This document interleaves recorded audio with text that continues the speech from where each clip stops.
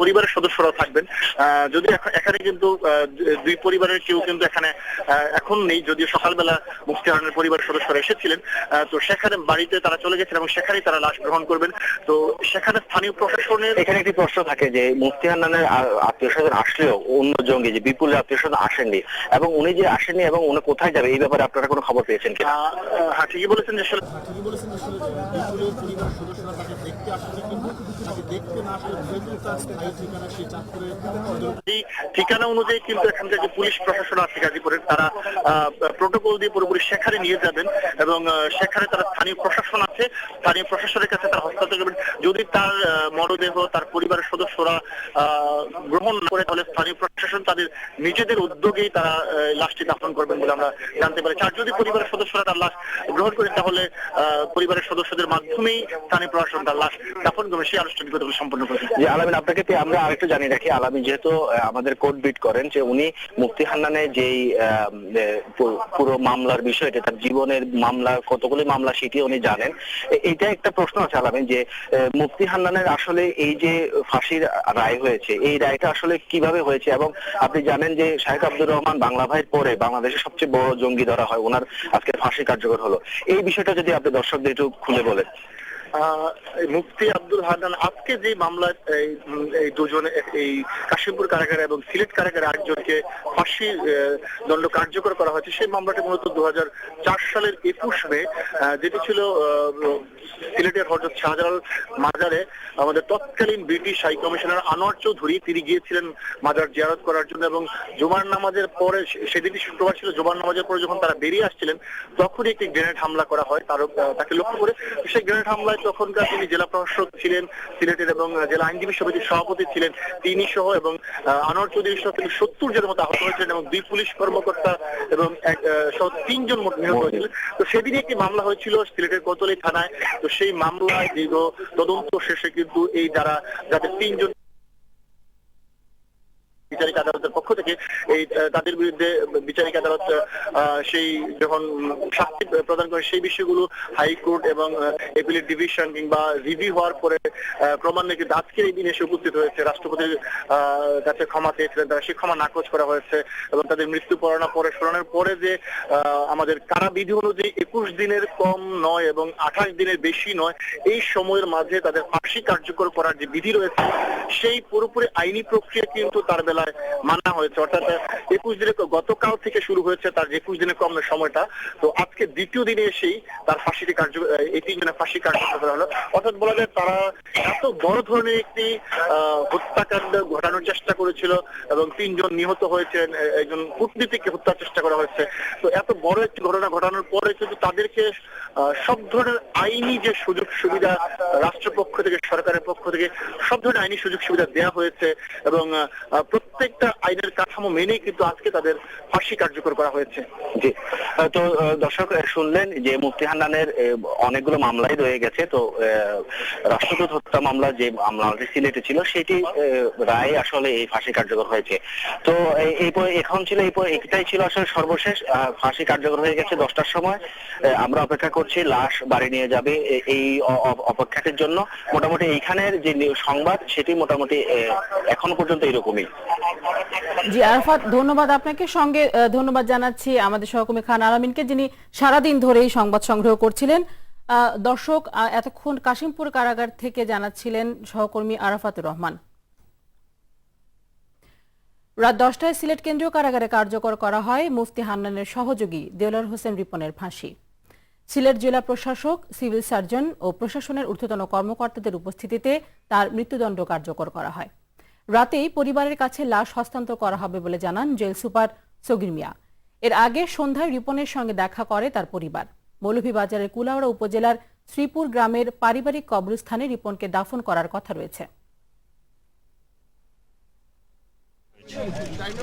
এই ছিল আমার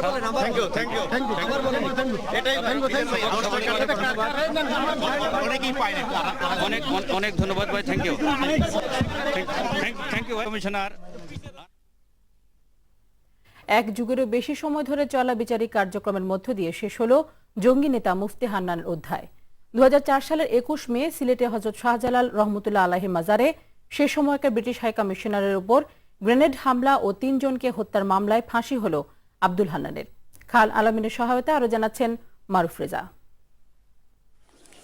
2004 সালে 21শে মে সিলেটের হযরত শাহজালাল রহমতুল্লাহ আলাইহির মাজারে গ্রেনেড হামলার শিকার হন আনোয়ার চৌধুরী। আহত হন আরও ৭০ জন, আর মারা যান 2 পুলিশ সদস্য সহ 3 জন। এই ঘটনায় মামলা হয় সিলেটের কোতোয়ালি থানায়। তদন্ত শেষে 2008 সালের 23 ডিসেম্বর মুফতি হান্নান সহ হুজি সদস্য শরীফ শাহিদুল আলম বিপুল ও দেলোয়ার হোসেন রিপনকে ফাঁসির দণ্ড দেয় সিলেটের দ্রুত বিচার ট্রাইব্যুনাল। যাবজ্জীবন দণ্ড দেওয়া হয় হান্নানের ভাই মহিবুল্লাহ অভি ও মুফতি মঈনউদ্দিন আবু জান্দালকে। মৃত্যুদণ্ডের বিরুদ্ধে হাইকোর্টে আপিল করে আসামিরা। 2016 সালের 11 ফেব্রুয়ারি বিচারিক আদালতের রায় বহাল রাখেন বিচারপতি এম ইনায়েতুর রহিম ও বিচারপতি আমির হোসেন ডিভিশন বেঞ্চ। ফাঁসির আদেশ বহাল হয়েছে, রায় কার্যকর এখন হবে। নিম্ন আদালত যে আদেশ দিচ্ছিল সেই আদেশ মোতাবেক ব্যবস্থা নেওয়া হবে। এরপর সর্বোচ্চ আদালতে আপিল করলে তাও খারিজ করে দেন প্রধান বিচারপতির নেতৃত্বে 4 সদস্যের আপিল বেঞ্চ। তাদের যাবজ্জীবন কারাদণ্ড যেভাবে ছিল সেভাবেই বহাল আছে। চলতি বছরের 17 জানুয়ারি প্রকাশিত হয় আপিল বিভাগের 65 পৃষ্ঠার পূর্ণাঙ্গ রায়। 23 ফেব্রুয়ারি রায় পুনর্বিবেচনা চেয়ে আসামিরা আবেদন করলে সেটিও 19 মার্চ খারিজ হয়ে যায়। এখন আর কোনো রকম বাধা নেই। খারিজের দুদিন পর 3 জঙ্গিকে মৃত্যু পরোয়ানা পড়ে শোনায় কারা কর্তৃপক্ষ। সবশেষে প্রাণভিক্ষার আবেদন করলে সেটিও নাকচ করে দেন রাষ্ট্রপতি।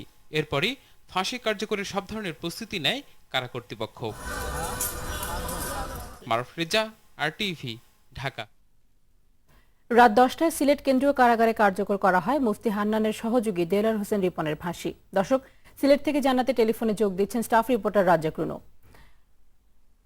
রাজ্জাক, আমরা যেটা জানতে পেরেছি যে রাত 10টায় একই সঙ্গে আমরা জানি কাশিমপুর কারাগারে 2 জনের ফাঁসি কার্যকর হয়েছে এবং সিলেটে একজনের ফাঁসি কার্যকর করা হয়েছে। আপনি জানাবেন যে যেহেতু আমরা জানি যে কিছুদিন আগে জঙ্গি ঘটনা ঘটেছিল, অনেক বড় একটা ঘটনা ঘটেছিল সিলেটে, তো সেই অবস্থায় এখন আজকের এই ফাঁসির আগে এবং পরে সেখানকার নিরাপত্তা ব্যবস্থা কেমন দেখছেন? এবং উনি যেহেতু মৌলভীবাজারের স্থানীয়, তো আপনি ওনার কারো কোনো আত্মীয়স্বজনের সঙ্গে কথা বলতে পেরেছেন কিনা, তারা এ ব্যাপারে কি বলছেন? আমি এই কিছুক্ষণ আগে আপনি বলছেন যে কিছুক্ষণ আগে 10:01 এই ফাঁসি কার্যকর করা হয়েছে। তার আগে আপনি জানেন এই কারাগারকে ঘিরে অনেক নিরাপত্তা ব্যবস্থা রাখা হয়েছিল। তার আগে এই যে এখানে ইমাম সাহেব, যিনি পাশের মসজিদের ইমাম, তিনি এসে এই জঙ্গিরকে শেষবার মতো তওবা করিয়েছেন। তওবা পড়ানোর পরে এই জেলা প্রশাসক সহ ওই কর্মকর্তাবৃন্দ এখানে ঢুকে তারা ফাঁসি কার্যকর করেছেন। তারপর এই কিছুক্ষণ আগে তার মরদেহ তার গ্রামের বাড়ি মৌলভীবাজার জেলার এই কুলাউড়া উপজেলার শ্রীপুর গ্রামের উদ্দেশ্যে যাত্রা করেছে এই কারাগার থেকে। এখন পর্যন্ত এই কারাগারের আশপাশে নিরাপত্তা কিছুটা আছে, তবে লাশ যাওয়ার পর থেকে নিরাপত্তা ব্যবস্থা অনেকটা শিথিল হয়ে গেছে বলে আমরা দেখতেছি। আর আপনি যে কথা বলছেন যে তার ফাঁসি কার্যকরের মধ্য দিয়ে সিলেটের মানুষের এই অবস্থা বা প্রতিক্রিয়া কি, আমরা অনেকের সাথে এই কথা বলেছি। তারা যেটা বলছেন যে এই জঙ্গি কার্যক্রমকে তারা কোনোভাবেই সমর্থন করেন না। সিলেটে এই রিপন হযরত শাহজালাল রহমতুল্লাহ আলাইহির মাজারের সামনে যে আনোয়ার চৌধুরীর উপর যে গ্রেনেড হামলার ঘটনায় উনি জড়িত ছিল, তো এই ঘটনাটি সিলেটের মানুষ কোনোভাবেই গ্রহণ করেনি। এই ধরনের ঘটনা সবসময় তারা নিন্দা জানিয়েছে। রাজ্জাক, ধন্যবাদ আপনাকে। দর্শক, এতক্ষণ সিলেট থেকে জানাচ্ছিলেন রাজ্জাক রুনু। চলে যাচ্ছে পরের সংবাদে। মুফতি আব্দুল হান্নান নিজ কারিশমায় যিনি হরকাতুল জিহাদ নামক জঙ্গি সংগঠনের শীর্ষস্থানে আরোহণ করেছিলেন, তার পরিকল্পনা ও নির্দেশনায় সংগঠিত বোমা ও গ্রেনেড হামলায় ঝরে পড়ে 100-এর বেশি তাজা প্রাণ। পঙ্গুত্ব বরণ সহ আহত হন 610 জনের মতো। প্রধানমন্ত্রী শেখ হাসিনাকে হত্যার উদ্দেশ্যেও 3বার হামলা চালানোর অভিযোগ ছিল এই জঙ্গি নেতার বিরুদ্ধে। বোমা ও গ্রেনেড হামলার ঘটনায় মুফতি হান্নানের বিরুদ্ধে 17টি মামলা হয়েছিল। বিস্তারিত খান আলামিনের রিপোর্টে। মুফতি আব্দুল হান্নান গোপালগঞ্জের কোটালীপাড়ায় যার জন্ম, লেখাপড়া শুরু বিখ্যাত গৌহরডাঙ্গা মাদ্রাসা ও বরিশালের শর্ষিনা আলিয়া মাদ্রাসায়। তারপর ভারতের দেওবন্দ মাদ্রাসা হয়ে দাওরা হাদিসে 1987 সালে আলিগড় বিশ্ববিদ্যালয় থেকে ইসলামিক শিক্ষায় স্নাতকোত্তর অর্জন। পরের বছর ফিকহ শাস্ত্র পড়তে চলে যান পাকিস্তানের করাচির জামিয়া ইউসুফ বিন নুরিয়া মাদ্রাসায়। সে সময় সীমান্তবর্তী শহর খুঁজতে মুজাহিদ ক্যাম্পে প্রশিক্ষণ নিয়ে আফগানিস্তানে যান সোভিয়েত বাহিনীর বিরুদ্ধে যুদ্ধ করতে। করাচিতে আসার পরে আমি আমার কোর্স